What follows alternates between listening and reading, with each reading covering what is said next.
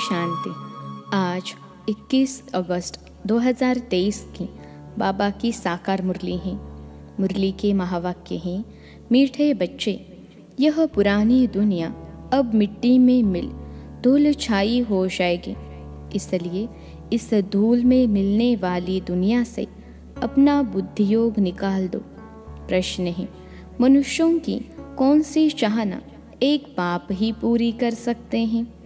उत्तर है, मनुष्य चाहते हैं शांति हो, लेकिन अशांत किसने बनाया है यह नहीं जानते हैं। तुम उन्हें बतलाते हो कि 5 विकारों ने ही तुम्हें अशांत किया है। भारत में जब पवित्रता थी तो शांति थी। अब बाप फिर से पवित्र प्रवृत्ति मार्ग स्थापन करते हैं, जहाँ सुख शांति सब होगी। मुक्ति जीवन मुक्ति की राह बाप के सिवाय कोई बतला नहीं सकता। गीत है, इस पाप की दुनिया से ओम शांति। यह किसका सत्संग है? मनुष्य सत्संगों में जब जाते हैं तो कोई न कोई साधु संत महात्मा आदि गद्दी पर बैठ शास्त्र आदि सुनाते हैं, परंतु वहाँ एम ऑब्जेक्ट कुछ भी नहीं रहती। सत्संग से क्या प्राप्ति है यह कोई को पता नहीं। ऐसे भी नहीं गुरु के सिर्फ फॉलोअर्स ही उनके पास आते हैं, नहीं जो चाहे जाकर बैठ जाते हैं। फॉलोअर्स हो या कोई भी हो, किसी भी धर्म वाला हो, समझते हैं फलाना महात्मा आया है, झड़ भागते हैं। उसको कहा जाता है सत्संग। महात्मा आदि कोई न कोई वेद शास्त्र की ही बातें समझाते हैं। वास्तव में सत परमात्मा तो एक ही है, बाकी है मनुष्यों का संग। सत परमात्मा ही नर से नारायण बनने की सत्य कथा सुनाते हैं। सत्य नारायण की कथा होती है पूर्णमासी के दिन।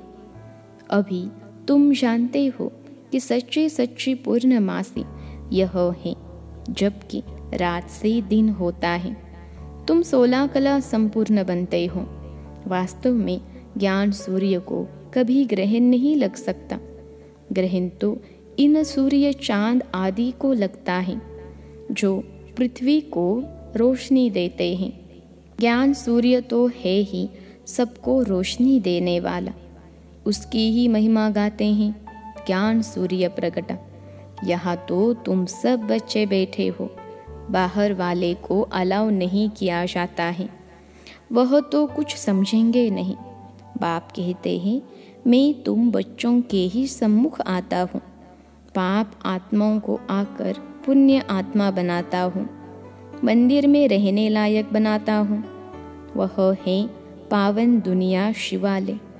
शिव ने स्वर्ग की रचना की, उसमें कौन रहते हैं? देवी देवताएं, जिन्हों के चित्र मंदिरों में रखते हैं। तुम जानते हो कि 5000 वर्ष पहले यह देवी देवताएं भारत में रहते थे, स्वर्ग में राज्य करते थे। कब राज्य किया, कैसे राज्य पाया, यह दुनिया नहीं जानती। तुम बच्चे जानते हो, वह नई दुनिया थी, यह पुरानी दुनिया है। भारतवासी कहते हैं नई दुनिया नया भारत हो, वर्ल्ड ऑलमाइटी राज्य हो। आत्मा को बुद्धि में आता है, यहाँ देवी देवताओं का राज्य था, परंतु यह विचारों को पता नहीं कि यह ऑलमाइटी अथॉरिटी का राज्य कब और किसने स्थापन किया। कोई समय तो था जरूर। जानते हो कि भारत सोने की चिड़िया था। तुम अब किसके संग में बैठे हो? कौन सा महात्मा आया हुआ है? श्री कृष्ण तो नहीं कहेंगे कि भगवान उवाच, मैं तुम्हें राजयोग सिखलाता हूँ। तुम बच्चों की बुद्धि का ताला अब खुल गया है। जानते हो इतनी सारी पुरानी दुनिया मिट्टी में मिल धूल छाई हो जाएगी। मनुष्य शांति चाहते हैं, परंतु शांति कौन स्थापन कर सकता है? पहले तो पूछा जाता है कि तुमको अशांत किसने किया? कुछ बता नहीं सकते कि इन 5 विकारों ने ही अशांत किया है। भारत में शांति तब थी जबकि पवित्रता थी। पवित्र प्रवृत्ति मार्ग में ही मनुष्य बहुत बहुत सुखी थे। अभी अपवित्र पतित प्रवृत्ति मार्ग हो गया है। निशानियाँ भी हैं। मंदिरों में देवताओं की महिमा करते हैं। हम नीच पापी हैं, हम निर्गुण, हारे में कोई गुण नहीं। मनुष्य गाते हैं परंतु जानते नहीं। जब बाप आते हैं तब बच्चों पर मेहनत करते हैं। बाप आते ही है बच्चों के पास। यहाँ कोई साधु संत आदि नहीं बैठा है। यह तो देहधारी हैं। तुम्हारी नज़र ऊपर में है। हम शुभ बाबा से सुनते हैं, किसी देहधारी तरफ दृष्टि नहीं है। कृष्ण भी देहधारी बच्चा है, गर्भ से जन्म लेता है। हर एक आत्मा को अपनी देह है। शिव बाबा को अपनी देह है नहीं। नाम तो देह शरीर पर पड़ता है। आत्मा का नाम तो आत्मा ही है। कहते भी हैं महान आत्मा, पाप आत्मा। पाप परमात्मा तो कभी नहीं कहा जाता है। फिर अपने को परमात्मा कैसे कहला सकते? परमपिता परमात्मा तो एक ही है। वह है सुप्रीम बाप, परम धाम में रहते हैं। तुम कहते हो परम आत्मा, सुप्रीम, वह ही निराकार। उनको मिलाकर नाम पड़ गया है परमात्मा। उनको ही सभी याद करते हैं। नयनहीन को राह दिखाओ प्रभु। बुद्धि ऊपर चली जाती है परम पिता तरफ, जबकि सब राज बताने वाला वह परम पिता परमात्मा ही है। निर्वाण धाम को मुक्ति धाम कहा जाता है। जो आत्माएं पहले आती हैं वह जीवन मुक्ति में है, पीछे फिर जीवन मुक्ति से जीवन बंध में आती है। बच्चे जानते हैं पवित्रता, सुख, शांति है ही सतयुग में। जबकि एक राज्य होता है, उसको ही अद्वैत राज्य कहा जाता है। फिर द्वैत राज्य अर्थात डेविल का राज्य होता है। पहले तो एक धर्म था, अभी तो अनेकानेक धर्म हैं। बच्चे इस सारे सृष्टि चक्र को अच्छी रीति नंबरवार पुरुषार्थ अनुसार जानते हैं। और कहाँ एम ऑब्जेक्ट नहीं है। तुम बच्चे जानते हो कि इस झाड़ का बीज रूप परमात्मा ऊपर में है। पहले पहले सतयुग की रचना होती है, फिर सतयुग से त्रेता बनता है। सारी सृष्टि पुरानी तमो प्रधान बननी ही है। अब तुम पुरानी दुनिया में हो, नई नहीं कहेंगे। नई सृष्टि तो सतयुग थी। कलयुग को पुरानी सृष्टि कहा जाता है। पुरानी होने में भी टाइम लगता है। पहले नई थी, अब पुरानी है। भारत में आजकल सब चाहते हैं नई दुनिया हो, उसमें नया भारत हो, वर्ल्ड ऑलमाइटी अथॉरिटी राज्य हो। देवी देवताओं का राज्य ऑलमाइटी अथॉरिटी ने ही स्थापन किया है। उस समय दूसरा कोई राज्य हो न सके। हर एक मनुष्य ऑलमाइटी अथॉरिटी अर्थात ज्ञान सागर हो न सके। ज्ञान का सागर, सुख का सागर, यह महिमा एक परमात्मा की है। वर्षा भी तुमको उनसे ही मिलता है। बाप खुद कहते हैं कि मैं कल्प कल्प आता हूँ, आकर इस भारत को स्वर्ग बनाता हूँ। फिर आधा कल्प बाद तुम वह राज्य भाग्य गवाते हो, माया से हार खा लेते हो। मन से हारने की बात नहीं है। मन तो बिल्कुल घोड़ा बन जाता है। माया मन को उड़ा देती है। माया भी कहती है, वाह, हमारी सेना से कोई वहाँ कैसे जा सकता है। अच्छे अच्छे महारथियों को भी जीत लेती है। तुम्हारी माया के साथ युद्ध है। बाकी यह कोई स्थूल हथियारों की लड़ाई की बात नहीं। यह तो माया पर जीत पाने की लड़ाई है। बाकी वह लड़ाइयाँ तो चलती आई हैं। पहले तलवारें थी, फिर बंदूकें निकली, अब तो बॉम्ब्स निकले हैं। तो अब तुम बच्चों की बुद्धि में हैं। हम सो देवी देवता थे। और सत्संगों में कोई ऐसे नहीं कहेंगे कि हम सो देवता थे। हमने 84 जन्म लिए, अभी हम पतित बन गए हैं, अब फिर पावन बन रहे हैं। तुम भी नयनहीन थे, इन आँखों की बात नहीं है, यह ज्ञान के दिव्य चक्षु की बात है। आत्मा तो अपने बाप को भूल गई है। सन्यासियों ने तो आत्मा सो परमात्मा कह दिया है। बाप ही आकर तीसरा नेत्र खोलते हैं। वह फिर देवताओं को तीसरा नेत्र दिखाते हैं। जैसे विष्णु को अलंकार दिखाए हैं, वैसे देवताओं को तीसरा नेत्र दे दिया है, परंतु उनका ज्ञान का तीसरा नेत्र तो खुलता नहीं। सतयुग में अगर यह ज्ञान होता कि हम ऐसे गिरते जाएंगे, फिर हम नरकवासी बन पड़ेंगे, तो राज्य भाग्य की खुशी ही चली जाती। यह नॉलेज अभी ही रहती है। तुम मीठे मीठे सिखिलते लाडले बच्चे जानते हो कि हम बाबा के पास 5000 वर्ष बाद आए हैं, फिर से हमारा राज्य भाग्य लेने। फिर 5000 वर्ष बाद हमको आना है। हम ऑलराउंड एक्टर्स हैं। हम सो देवता बने थे, हम सो क्षत्रिय बने, अभी हम सो फिर ब्राह्मण बने हैं। यह ज्ञान किसको नहीं है? गीता पाठशाला माना भगवान की पाठशाला। भगवानुवाच हैं, उन लोगों ने फिर श्री कृष्ण का नाम डाल दिया है। फिर श्री कृष्ण पर कितने कलंक लगा दिए हैं। कह देते हैं उनको इतने बच्चे थे, इतनी रानियां छुड़ाई, यहाँ तो तुम सब आपे ही भाग कर आए हो, कोई ने भगाया नहीं। गवर्नमेंट के राज्य में अगर कोई किसको भगाए तो भी केस चल जाए। इन्हों का वंडर हुआ। कितने बच्चे आए, भट्टी बननी थी। बूढ़े जवान बच्चे सब वैरायटी भाग कर आ गए। कोई झाड़ के झाड़ भी आए। तो यहाँ की बात श्री कृष्ण के साथ लगाकर उल्टा सुल्टा लिख दिया है। अखबारों में बड़ी धूमधाम हुई। अमेरिका के अखबार में भी पढ़ गया कि एक कलकत्ते का जवाहरी कहता है कि मुझे 16,108 रानियाँ चाहिए, अभी 400 मिली हैं।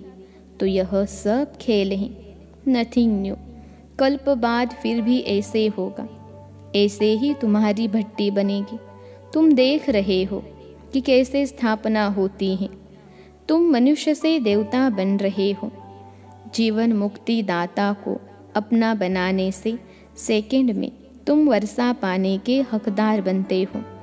जनक को भी सेकंड में साक्षात्कार हुआ। कहते भी हैं हमको जनक मिसल ज्ञान दो।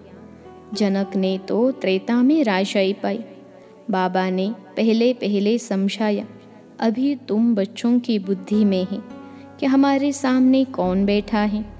शू के मंदिर के आगे बैल रख दिया है। बैल पर तो मनुष्य बैठेगा, निराकार शू कैसे बैठेंगे?